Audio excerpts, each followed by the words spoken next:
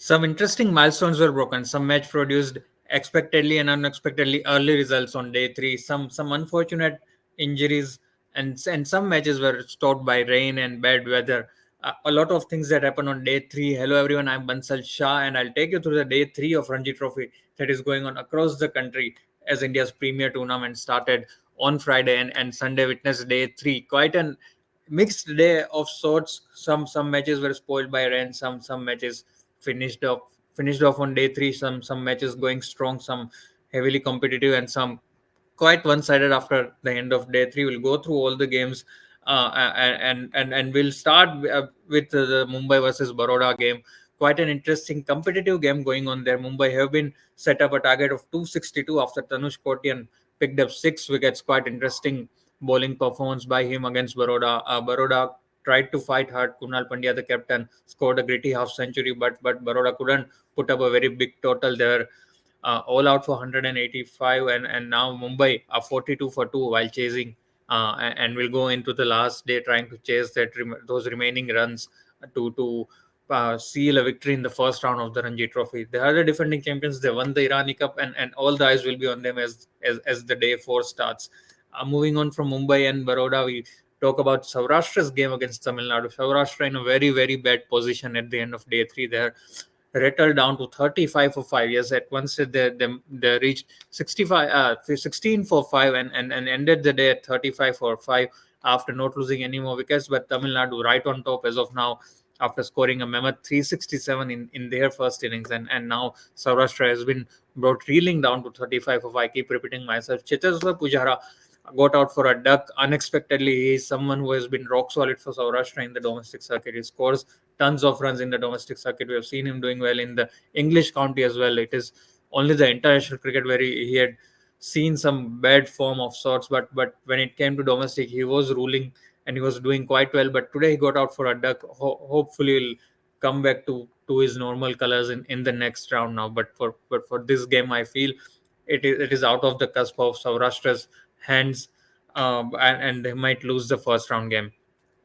Talking about the next game, the Bengal versus Uttar Pradesh game, and the favorite of the fans, the new favorite of the fans from the domestic circuit, Abhimanyu Eswaran, is going quite strong. Uh, a very, very gritty half century there in the second innings, and he's still playing not out on 78 at the end of day three, and he'll continue along with his opening partner. So both of them have put up a 141 run stand at the end of day three, and they are going quite strong.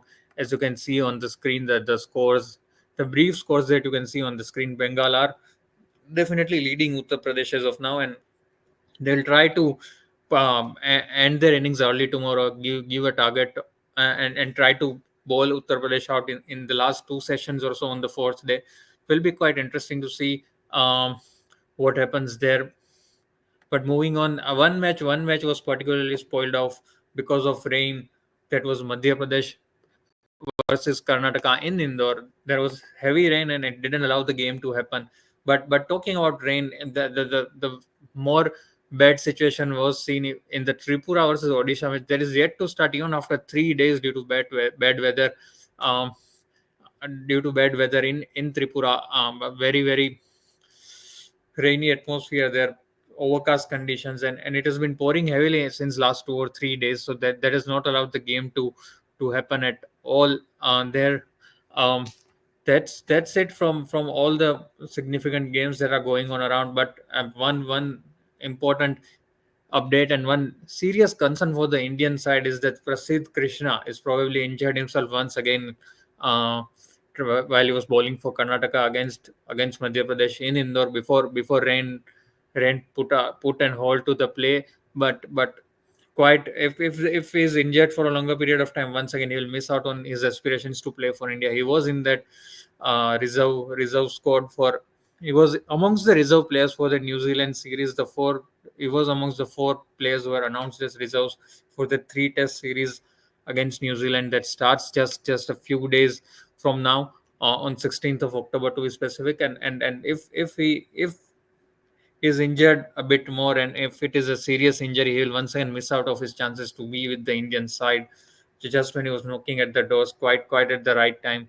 But it will be seen in the coming days what is the situation of the injury, how serious is his injury, will be quite interesting. So we'll keep you updated on those fronts as well. Now moving on to the games that produced results at the end of day three. Goa defeated Manipur by 9 wickets. So Goa have registered a win in the first round. Nagaland similarly beating Arunachal Pradesh by a mammoth innings and 290 runs, and similarly Railways beating Chandigarh by 181 runs. So these three teams have produced the result on day three. Haryana, as we discussed yesterday, had already defeated Bihar by an innings and 43 runs within 2 days itself. So overall, quite an interesting day in the Ranji Trophy. Three more results. In fact, I would say after the Bihar Haryana match produced result on day two itself, and some interesting things happening in other games as well. Day four will definitely produce more results. A few games are expected to end in a draw, and the team with first innings lead will grab those crucial points. But overall, it's going good. India's premier tournament, Ranji Trophy, is on, and quite interestingly, and the players are doing all they can to prove their mettle, to move a stage up to the Indian national team. So we'll bring you all the updates from the day for the final day of the first round of Ranji Trophy. But for that, you need to stay tuned to Cricket Next.